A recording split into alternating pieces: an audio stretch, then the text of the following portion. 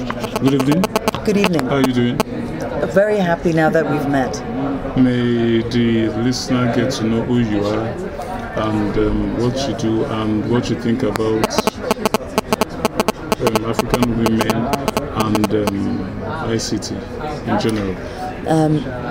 My name is Zain Verjee. I'm the founder and CEO of Akoma Media. It's a digital storytelling platform for Africans. What do I think about women in ICT? I think women in ICT are the future of the continent.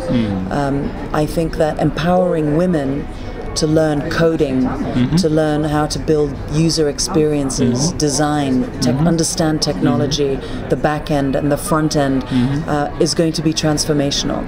Women know where the problems are because they're running the families, they're dealing with all sorts of different challenges. Not only are they earning money, but taking care of things at home. So women, by their very nature, are problem solvers. So you take a problem solver and you empower her with the kind of technical knowledge that is the direction in which an entire country is moving. You can transform lives. I think that what's critical is the training for women. Women are talented, women are willing to learn.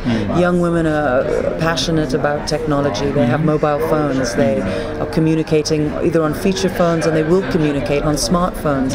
They're going to consume content and create content. They're going to generate data and want to understand what does it mean.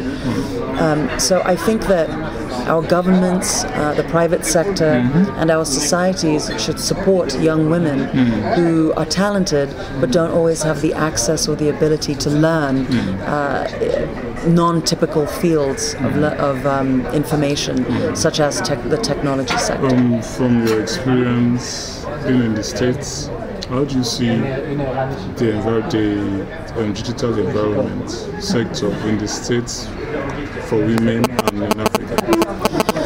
I think in the States there's still a challenge for women in technology.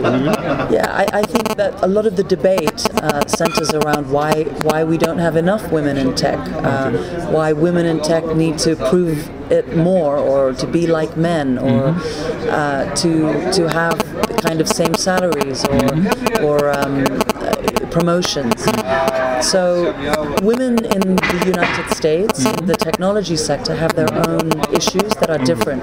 The issues are not access to learning. They have access to learning if they want it. The issues tend to be equal pay, or promotion, or wanting to innovate and generate new ideas. They may come across different challenges, wanting mentors in a limited environment where women at the top are very rare in the tech sector still. They're not that many.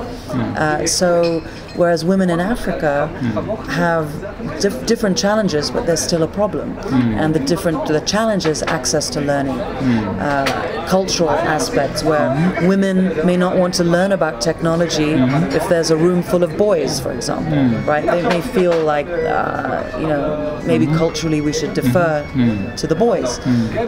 I think that's changing. I think also that women in urban areas have more access to learning than women in rural areas, but that doesn't mean that there's not a lot of female talent that exists out there. We're an agricultural continent. Women gather fuel and food are in the environment all the time.